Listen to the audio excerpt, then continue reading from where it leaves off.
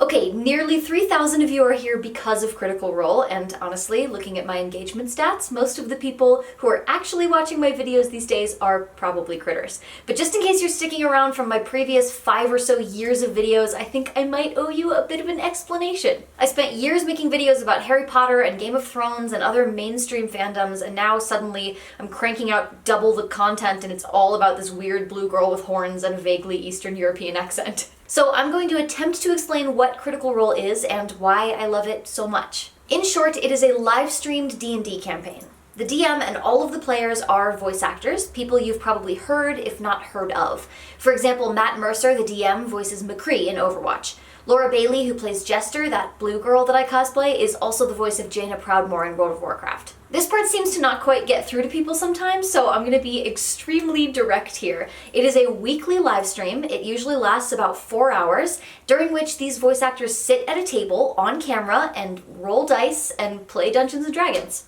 That's it, that's the show. You might be wondering how this could possibly be good, and I get it because I was not a D&D player before I started watching Critical Role, and the only thing that sounded more tedious than playing D&D was watching other people play D&D. I could literally talk about Critical Role for hours, just ask my long-suffering fiancé. So in order to keep this concise, I'm going to break this down into 5 main reasons that you should watch Critical Role. Oh my god, stop! 1. It is a fantastic story. The story of Critical Role is every bit as good as the stories in the movies and TV that you're watching. Maybe better, depending on what you're watching. There are mysteries that unravel slowly, relationships that grow between characters, there are twists and surprises, there are moments that make you laugh out loud, and there are moments that make you cry. Don't think of it like watching people play a game, because it is so much more than that. It's also a group of people writing a story together, and these particular people are really fucking good at it. 2. The characters are amazing. Because there's a different person in charge of writing each character, every single one of them is well developed, complex, and played with the utmost passion and commitment. Every character gets their time in the spotlight. They're all main characters, and they're different enough that there's something for everyone to connect to. 3. Matt is a mind-blowingly skilled DM. Every NPC feels different and believable no matter how small, and he guides his players so deftly through his world that it feels effortless, even though I'm sure that it is anything but. He's so good at making sure that the party has time to roleplay, but is always moving forward, and he turns what could easily become repetitive, mechanical fight scenes into compelling, sometimes downright stressful action sequences. Because 4, the stakes are high. You know when Game of Thrones first came out and everyone was saying they'd changed the game by being willing to kill their main character? Yeah, take a seat, Thrones. D&D has way higher stakes. That's because in most stories, death has to make sense, both within the world and within the narrative. That's what makes character death often predictable in stories. And while Ned Stark's death certainly surprised a lot of us, even Game of Thrones' wanton bloodshed has fallen into a fairly comprehensible pattern by now. But in D&D, that's not how death works. Nobody decides when a character dies. Ultimately, a player's character can die because of bad player decisions or even just bad luck with the dice. That means that characters could die anytime, regardless of where they are on their personal journey, and that makes the tension so much higher. 5. Critical Role is good, and I don't mean good like high quality, I mean good like kind and loving and positive. The cast are genuinely, truly good people, and you can see it in the way that they interact with each other and with fans.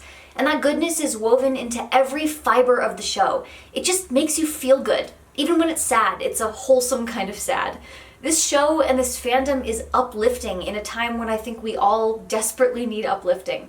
And it reminds me to be kinder and more compassionate and more thoughtful about what I put into the world. So, who wouldn't fall in love with that? Of course, I know there are some barriers to entry for Critical Role. It is a high volume of content, and it can be an overwhelming fandom to get started in. So here's my advice if you're interested in watching. First, pick your medium. If you have a lot of time to watch video, then great. All the past episodes are on YouTube. Oh my god, Fitz! Nobody's allowed to wear a collar when I'm filming anymore.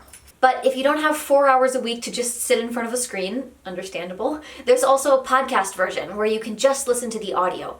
It's perfect for people with long commutes, or to listen to while you're sewing or working out or editing photos or anything else that's mindless physical activity. Then choose where to start. For context, the first campaign began streaming in 2015 and has over 100 episodes. The second campaign takes place in the same world, but decades apart and on a different continent. All the characters are different, so you don't need to watch Campaign 1 in order to watch Campaign 2. Campaign 2 is still fewer than 50 episodes in. My recommendation is this: start at the beginning of Campaign 2. Then, if you like it, once you get caught up, go back and start listening to Campaign 1. There's a few reasons that I recommend this. First, I think Campaign 2 is easier to get into. Campaign 1 starts midway through the story. They had already been playing for some time before they started streaming, so you don't see the characters at their origin. Second, it's much faster to catch up with Campaign 2 so that you can participate in fandom, not be afraid of spoilers, and watch the show live on Thursday nights if you want. If you're especially short on time and don't want to wade through 200-ish hours of the show, you can, of course, start with the most recent episode and just look stuff up on the wiki if you don't understand it. But I highly recommend starting from the beginning if you can. There's already been so much character development and so many great plot lines and plenty of inside jokes that you will miss out on if you jump in halfway. If you do start watching Critical Role, I feel obligated to warn you about a few inevitabilities. 1, you will never be able to speak the number 9 in a normal voice again. 2, you will fall deeply in love with at least 2 cast members, probably more. 3, you will suddenly really want to start playing D&D. And 4, you will not shut up about Critical Role. Everyone around you will suffer unless you convert them, and then you cannot shut up about Critical Role together. If you do start watching, then may I be the first to welcome you to the Critter family.